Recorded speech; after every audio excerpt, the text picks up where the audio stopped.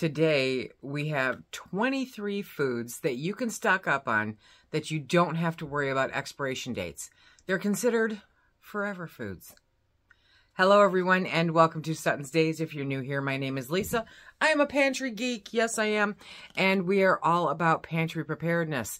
I am in the middle of complete and utter chaos here. We're redoing the pantry room. Basically took a bed out and added more shelves so that I can spread out a little bit more. And during all of this, I thought, let's talk about some of these forever foods. One thing to remember before we get into this is that just because they are forever foods does not mean you can just go all willy-nilly and store them any way you want. There are storage safety tips in order to ensure that what you spend your money on, what you stock in your pantry, lasts you and does not harm you or yours. So with that in mind, here's some tips and tricks for your pantry. The best place to store your food is at room temperature, somewhere between 55 and 75 degrees, okay? So optimally, basements, if they're not wet, basements are great, closets are great, a spare bedroom, like I have here, is great. Those are optimal. That temperature is where you will get the best long distance life out of your food, regardless of whether it's a forever food or not. Light and heat and moisture are what will destroy your food, period. Now, I understand that not everybody lives in a nice climate controlled area and that a lot of people right now are going through record heat waves and it's not nice out there. But do whatever you can to keep it at that nice temperature. Will it poison you next week if it suddenly spends a week at 110 degrees? No. What it does is it shortens its life. That's what it does. So keep it cool, keep it dark, and keep it dry. And in all things pantry, you're golden. As much as you can, avoid storing your foods in things like sheds, garages, that kind of thing.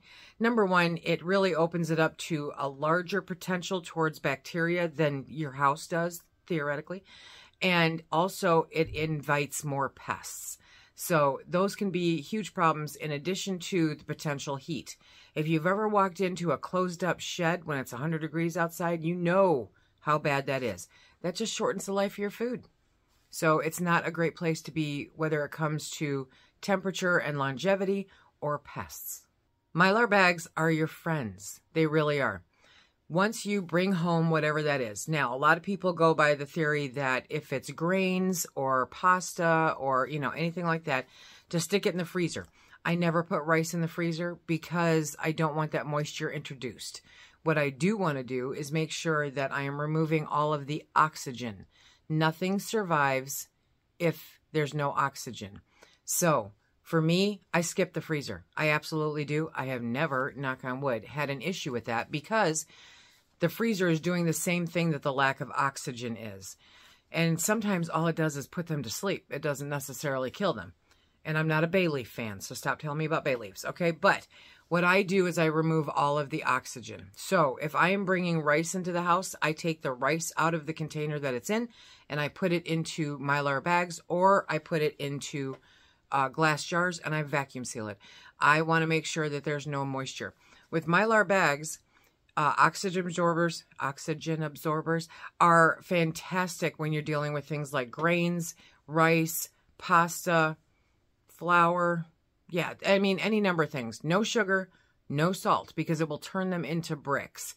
And if you just put the sugar and the salt into Mylar and close it, you're good. You have blocked out the light and you have blocked out the moisture.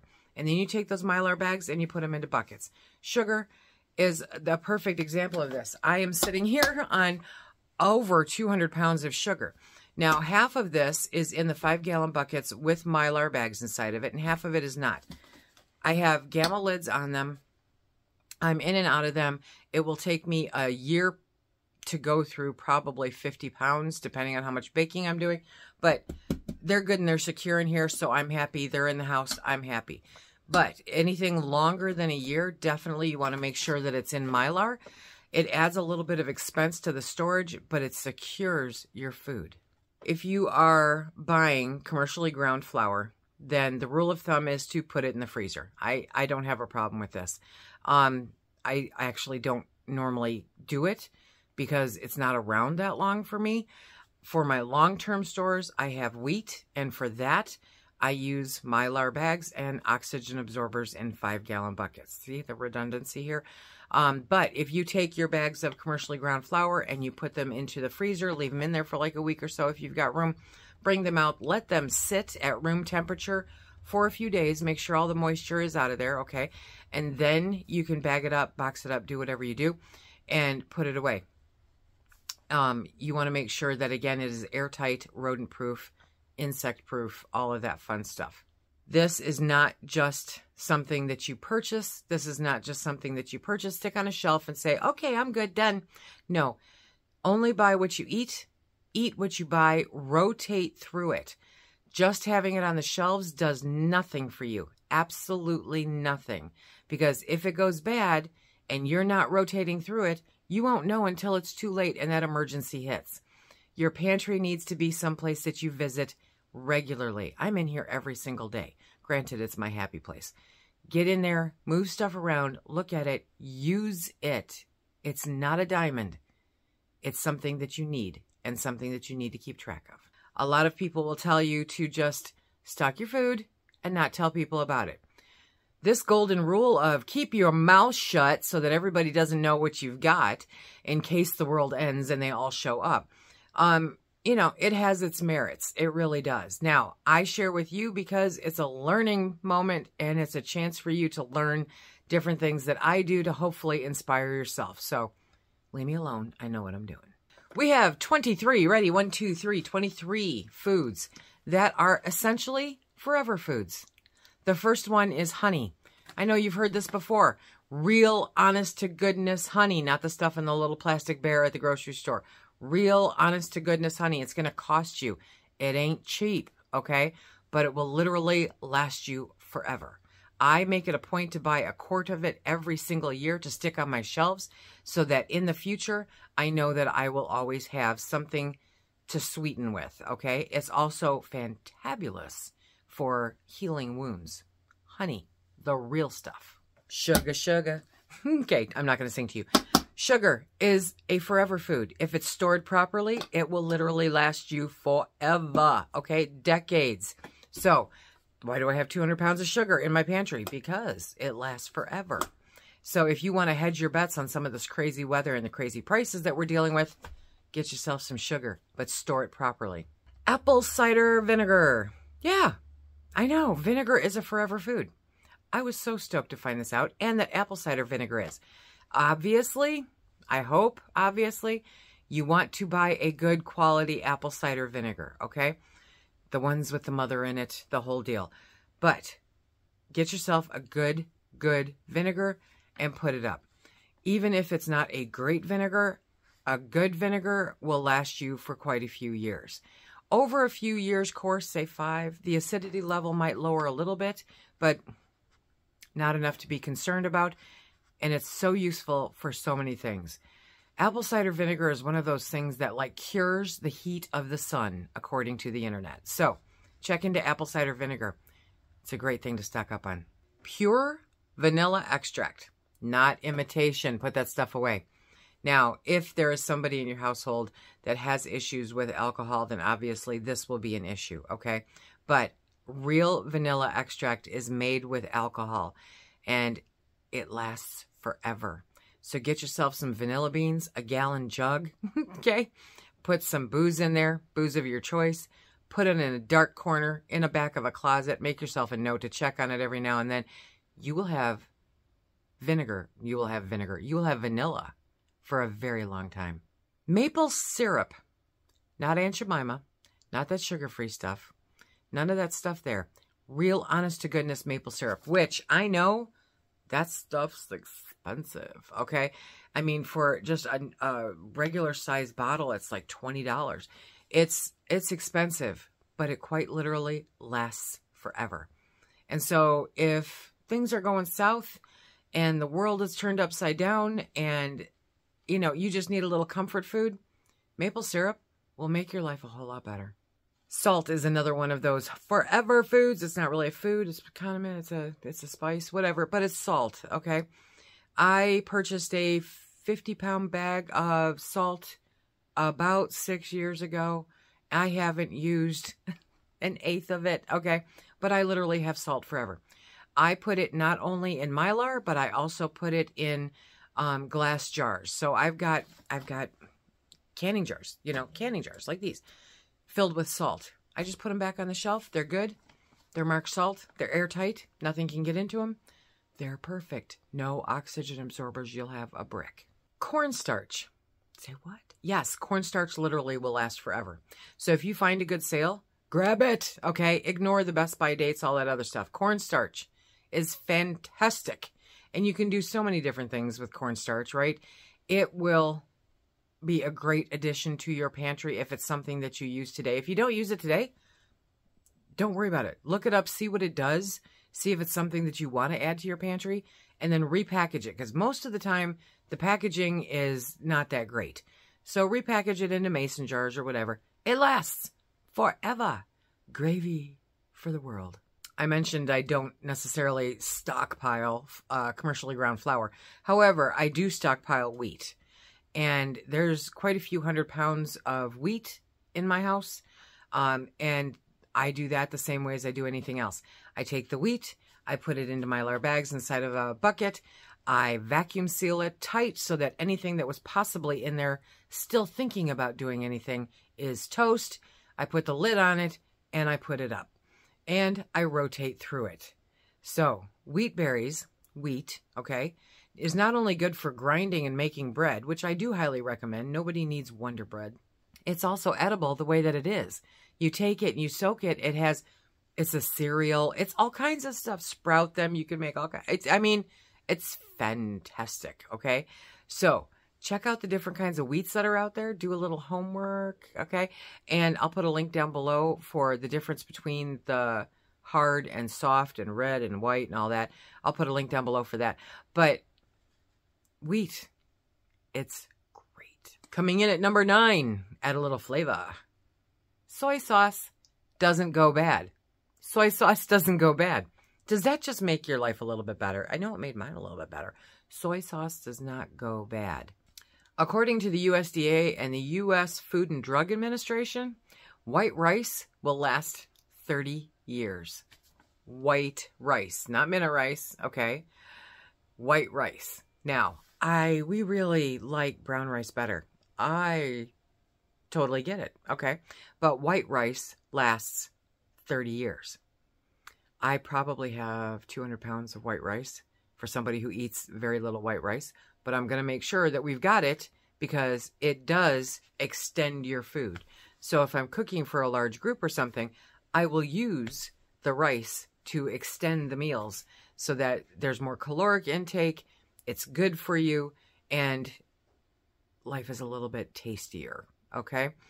But brown rice has a natural oil in it where it goes rancid after, 6 months or so, I think. So brown rice is not long-term storage.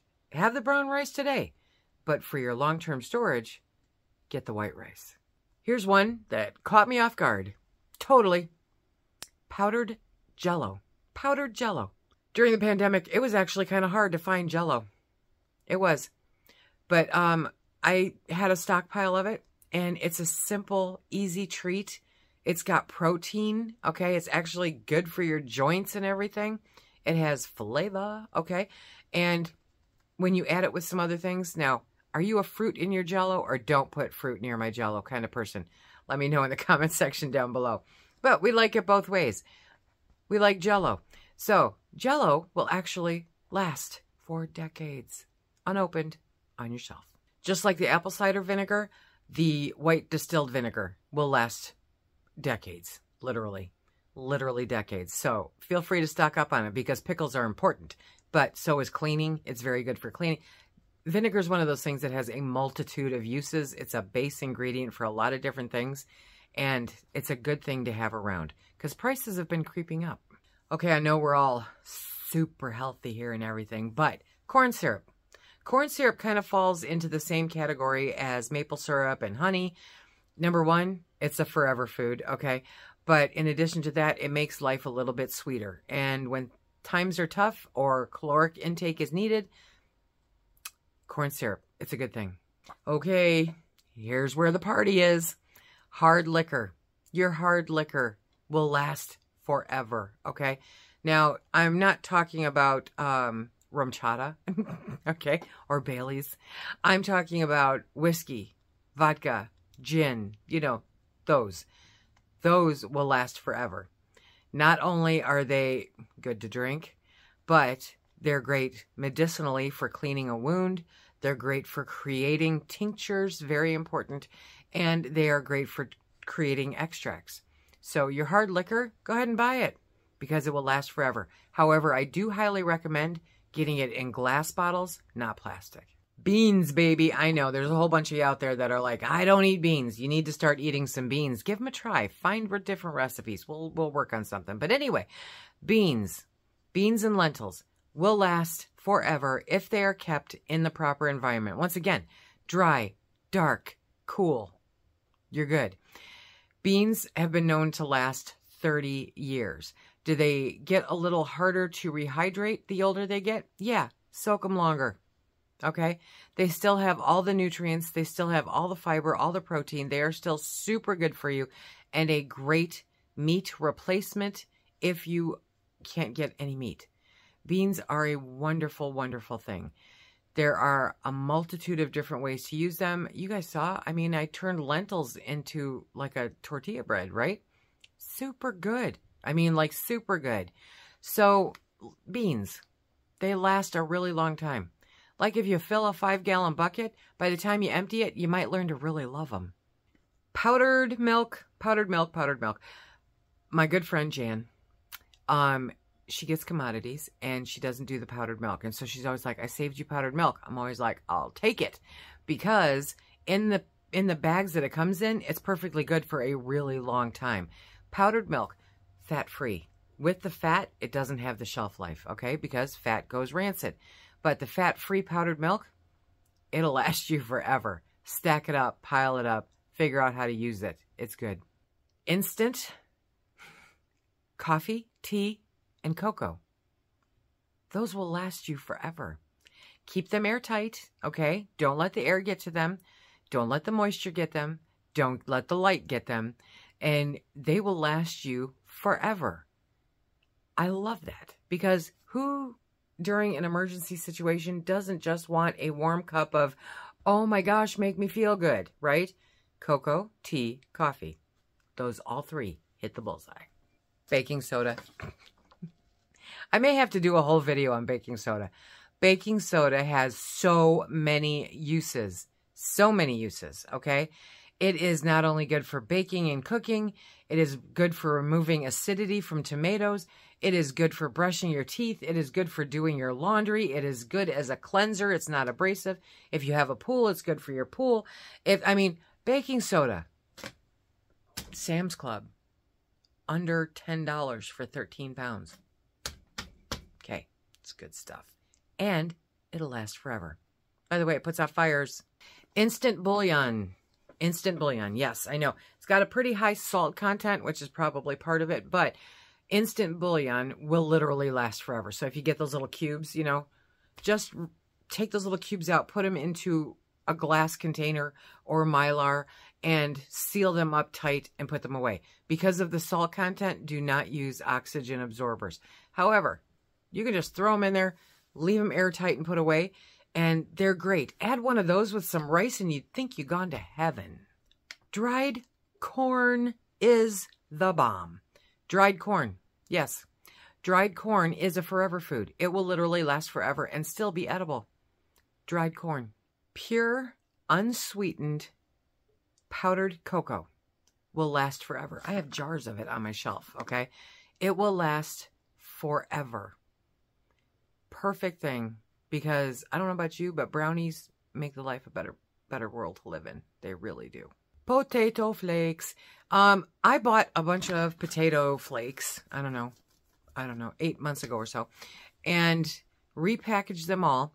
And as I was repackaging them into Mylar, putting the oxygen absorbers in, sealing them up, putting them in buckets, I noticed that the container that it came out of said it had an expiration date. I'm like, it's a potato flake. No, they don't have an expiration date, okay? What they have is a sell-by date because they want to rotate stock. It doesn't go bad. Make it airtight, make it dark, make it cool. Potatoes, because mashed potatoes, yeah. Last but not least is oats. Okay, so you can take that maple syrup or that honey and you can put it in with those oats and make some oatmeal. You can make oatmeal cookies. You can make oat bread. You can do all the things, okay? Oats, when properly sealed, just like the wheat, when you properly seal it, put it up, store it properly, it will last you 30 years. Oats. Oh my gosh. You can do so much with this list of foods. It is not the meat necessarily, okay, because I know a lot of us are meat eaters. It's not the meat, but these are all ingredients that you can use to make food, to make meals that will sustain you. The other thing I want to talk about real quick is spices. A lot of people will tell you that spices go bad after a year. They don't go bad. They just become less spicy, okay?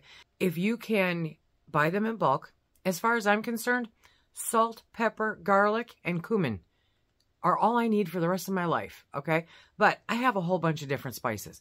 So when I buy in bulk, I will put them in Mylar and I will seal them up with an oxygen absorber because spices are important and those prices are going up too. So if you can buy in bulk at a good price, don't be afraid to do it. Just make sure to take a majority of it, put it in a Mylar, oxygen absorber, seal it tight, put it up, cool, dark, dry, and you are golden. These are 24 forever foods, if you include the spices, that you can start stocking in your pantry. If you're stumped about what to put in your pantry and you don't want to take the chance of wasting money, right? Those are the things to do if you eat them today. If you are somebody who doesn't use corn syrup today, then you're probably not going to use it during an emergency. So don't spend your money on it, okay? Put it towards something else.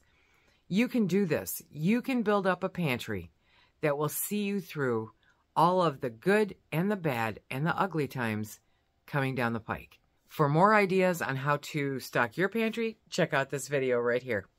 Until next time, everybody, be safe.